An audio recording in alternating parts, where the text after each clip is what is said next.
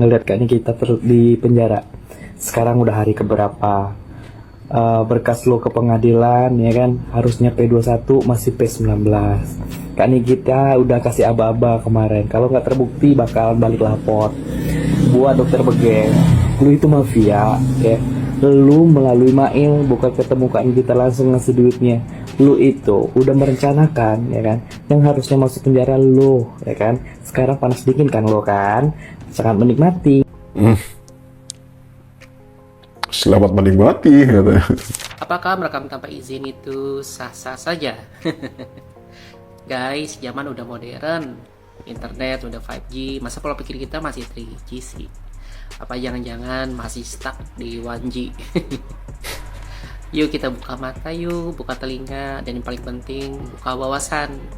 Suka atau nggak suka sama seseorang itu manusiawi ya guys. Gua paham banget kok. Tapi kalau kita melihat ada orang yang tidak kita suka tersandung kasus, ya coba tarik nafas lu, tarik nafas. Lalu fokus ke substansinya, dengerin baik-baik. Yang dibahas itu merekam tanpa izin dan disebarkan. Hal itu bukan cuma soal etika ya guys, tapi kita bisa masuk ranah hukum loh. Apalagi kalau sampai disebarkan. Ingat ya, jangan sampai merekam diam-diam terus disebarin. Buat koleksi pribadi aja kalau emang mau ngerekam. Tapi jangan juga sih. Nah, kasus Nikita Mirzani ini contohnya ya. Laporan tentang penyebaran rekaman diterima polisi karena memang masuk kategori delik aduan. Artinya apa tuh delik aduan? Polisi akan memproses kalau ada korban yang merasa dirugikan dan melapor. Ingat ya, jadi jangan mentang-mentang sebelumnya pernah ada kasus serupa tapi nggak diproses. Mungkin nggak ada yang laporin, malas ngelaporin ya. Tapi apa terus kita selalu hoki? Bisa-bisa besok lagi apes gimana? Ada yang laporin. Oh ya, gue nggak bilang nih kita itu orang baik atau orang buruk ya guys. Tapi sebagai manusia waras nih, ya harusnya kita bisa bedain kan mana yang patut ditiru, mana yang nggak patut ditiru. Tapi jangan normalisasi juga ya hal-hal yang jelas-jelas bisa ngerugiin orang lain. Contohnya ngerekam diam-diam terus disebarin. Itu poinnya sebenarnya. Nah, ini juga yang lagi rame nih. Katanya ada sebuah penyebutan nama dari Doktif ya, yang begitu jelas.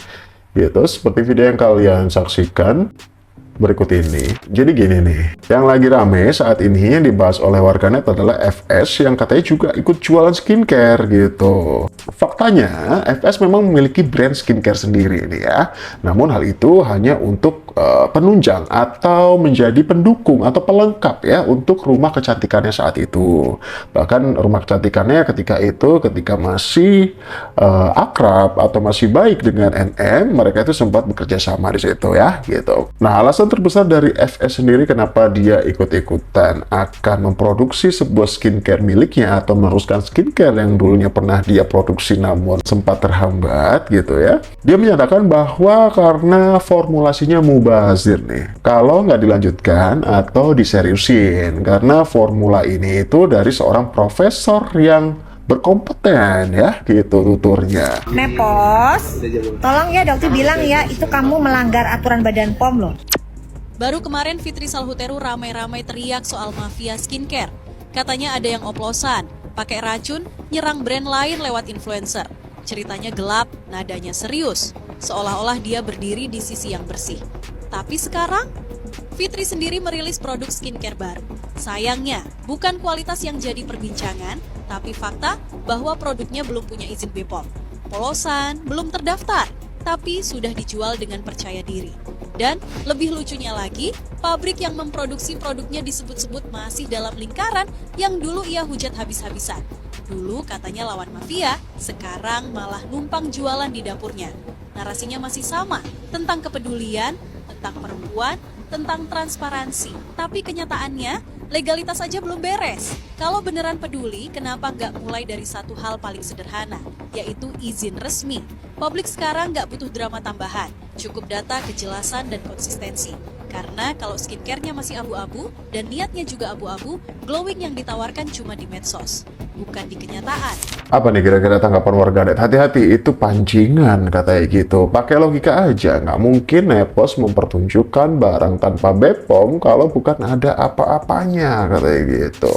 Oke, coba kita baca juga soal caption dari kreator satu ini teriak soal skincare oplosan. cerita tentang mafia skincare, tapi sekarang jualan produk sendiri tanpa izin BPOM. Ya walaupun tadi juga terlihat di situ not for sale ya gitu, itu masih sebuah racikan. Apakah benar seorang FS itu berani memperjualbelikan produk yang belum ada izinnya gitu ya? Itu kan not for sale. Oh ini juga nih, dia juga menuliskan ya racikan emang gitu. Kalau klinik di mana-mana juga bakal dikasih racikan yang bukan untuk dijual, langsung pada heboh Samira katanya gitu. Ngakunya sampel tapi belum BPOM gitu, malah suruh nyoba lagi. Emang agak-agak tuh Nepos katanya gitu. Si Nepos lagi pengen naik daun tuh. Dia orang normal, kan dia punya usaha kan, punya kantor. Yang katanya Nepos pernah duduk di kantornya tapi nggak pernah nunjukin CCTV-nya. Nah, diusir dari kantor, CCTV-nya mana? Pusing kepala saya. Di mana ya CCTV? Nikita diusir dari kantor. Kalian jangan nanya-nanya soal CCTV, ya. Jangan tanya soal CCTV. CCTV-nya nggak pernah ada.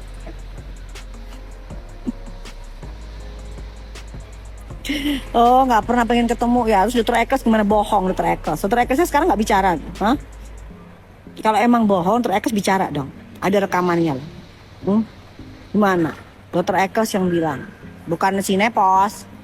Dr. Ekes yang bilang guys. Dr. Ekes bilang, dok, ini Kak Fitri pengen, Tabayun pengen ketemu sama Doktif. Bisa nggak ya? Tok, ngapain? Ketemu sama Doktif? Kan kenapa sih kok Doktif itu kok kayaknya sebel banget sama Kak Fitri? Kenapa? Padahal kan nggak ada masalah. Kalau ada masalah piye? Orang situ satu grup sama si Upi abunya SS. Situ satu grup sama siapa Tungkir, Bokir, sama si Sahrul nista agama. Itu nih. Orang cuma nggak sebel ya? Minyak tuh nggak akan nyatu sama air. Ya. Ah itu tuh Bagas tuh, dia sebel sama semua orang. Kata siapa? Dokter Nanang besti, Dokter Rika besti, Tevera besti, yang jaga launch kemarin semuanya bestinya Doktif. Ih, kesian deh kamu. Sampai yang pada saat di bandara semua pada pengen minta fotonya Doktif, padahal itu udah pakai tutupan begini loh. Kok ya tetap aja itu loh. Kayak dibilang suaranya Doktif itu khas banget kayak gitu. Aduh, terus piye? Dokter Ekes baik, kita temenan baik, nggak ada masalah guys. Dokter Ekes tuh baik orangnya. Jadi dia berusaha menyampaikan bahwa emang si Nepos tuh pengen ketemu sama Doktif, tapi Doktif bilang ngapain ketemu gitu loh. Kalau misalnya memang dia kan udah jelas. Bahkan yang namanya Cindy, tau kan guys, Cindy Samuel, ya, Cindy Fionla, kepulangannya dari Badan POM, pulang dari Badan POM, itu Nepos nanya ke Cindy, kamu itu jangan abu-abu. Jangan pro sana pro sini. Ayo, siapa Cindy? Kalau Doktif hoax Cindy dibantah ya, Cindy. Gak apa-apa sayang. Kalau Doktif ini sampaikan hoax dibantah aja, gitu. Ya karena Cindy udah males banget tuh ngeladenin mereka tuh, kubu mereka udah males banget. Jadi bilang, kamu tuh jangan abu-abu, kubu sana sama kubu sini. Nah tapi si Cindy bilang kalau misalnya saya ini mau jualan bener. Saya dulu pernah salah. Saya emang jual haki dan saya mengakui saya salah. Saya sekarang pengen jualan skincare yang berkah bersama dengan reseller saya. Gitu. Dan semua produk yang bersalah, yang saya sudah salah itu saya kasih kembali ke Badan POM untuk dibumi hanguskan, untuk dibakar. Dan semua laporannya ada. Gitu guys. Makanya akhirnya Dokter berteman sama si Cindy. Gitu. Ketika lidah lebih tajam dari limit kartu, di dunia selebriti, kalimat bisa jadi peluru dan sindiran kadang lebih tajam dari ujung jarum botox. Itulah yang tampaknya ingin dimainkan oleh Fitri Salhuteru. Aku mendingan menggunakan filter yang disiapkan oleh Instagram daripada aku bawa limbah plastik. Sebuah kalimat yang terdengar seperti ingin naik kasta sosial dengan menjatuhkan orang lain dari lantai kebaikan. Tapi belum sempat sindiran itu berkembang jadi trending topik, takdir mengatur plot twist yang cukup ironis. Media sosial mendadak riuh oleh isu yang jauh dari urusan estetika. Fitri disebut-sebut gagal melakukan pembayaran di toko barang mewah. Bukan wajah yang diperiksa tapi dompet. Tentu, kita tak sedang ingin menghakimi isi dompet siapapun. Tapi ketika seseorang mulai bermain di ranah citra dan mencolek penampilan orang lain, publik kadang merasa perlu mengingatkan, jangan sampai nyindir wajah orang, tapi lupa kalau kartu sendiri bisa lebih malu-maluin daripada jerawat di pipi. Katanya sistem error, katanya salah gesek, katanya hanya miskomunikasi. Tapi internet, seperti biasa, lebih suka kenyataan yang dramatis daripada penjelasan yang logis. Karena di era digital, klarifikasi sering kalah pamor dari viral. Kadang, sebelum menyentil wajah orang, lebih baik kita pastikan saldo tak membuat kita tersandung. Karena di akhir hari, yang paling menyakitkan bukan filler di pipi, tapi kartu ditolak di depan kasir. Aduh. Fitri Salhuteru, dari penonton drama jadi panggungnya sendiri.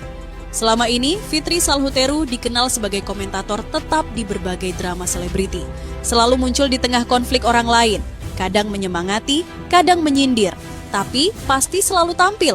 Tanpa disadari, drama terbesarnya bukan di luar, tapi di rumah sendiri. Bocoran chat pribadi dengan sang suami, Chen Kurniawan, tersebar di publik. Dan isinya jauh dari citra elegan, jauh dari narasi keluarga bahagia yang sering dipoles online. Yang lucu, Fitri selama ini suka bilang gak mau ikut campur. Tapi nyatanya, dia selalu jadi orang pertama yang muncul saat ada keributan. Dan sekarang, ketika rumah tangganya sendiri retak, kok malah diem? Publik jadi sadar, Fitri lebih suka tampil di panggung orang, karena naskah hidupnya sendiri terlalu berantakan buat dipentaskan. Fitri bukan sekadar ikut drama, dia penulis, pemain, sekaligus penyebar trailernya. Karena buat sebagian orang, kalau nggak bisa bersinar lewat prestasi, ya cukup bikin keramaian di kehidupan orang lain, biar tetap disorot. Dan kalau urusan rumah tangga aja nggak kelar, mungkin saatnya berhenti main jadi juri di hidup orang lain. Oke lah, gimana menurut kalian ya gitu, dibilang aji mumpung atau enggak, ya itu hak masing-masing sebenarnya dia mau jualan atau tidak gitu. Namun yang cukup disayangkan, ya gimana ya? Ya udahlah, kita fokus kepada mafia skincare-nya aja sih gitu.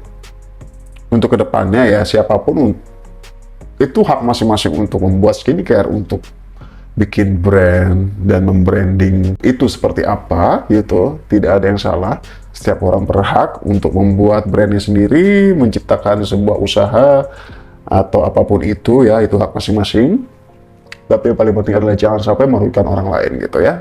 Dengan kandungan-kandungan yang berbahaya, kemudian juga harga-harga yang ditawarkan atau harga-harga yang didistribusikan nantinya itu ya harus masuk akal gitu ya, jangan yang sudah-sudah itu terulang lagi gitu. Ya, aku balikin ke kalian lagi, gimana menurut kalian tentang tanggapan kalian mengenai updatean hari ini.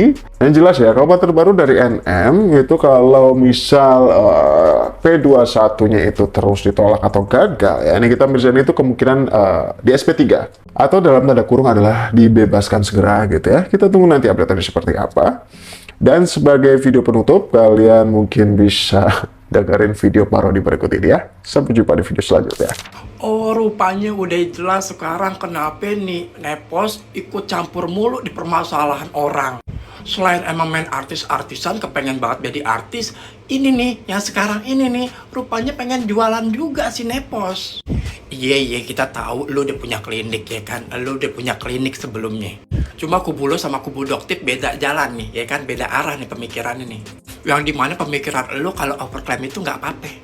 Lu menghalalkan tuh jualan kayak gitu ya, Pos. Nah, ini baru-baru lagi mamerin produk baru nih katanya. Makanya keras banget tuh kan, sampai ngebela nih kubu lu ya, Pos. Ya rupanya lu mau jualan juga. Ya kalau gini ujungnya mah sama aja lu jualan juga ya. Ujung-ujungnya pengen jualan lu. Mau kata lu itu not for sale lah ya kan, tetap aja ujungnya lu jualan ya, Pos.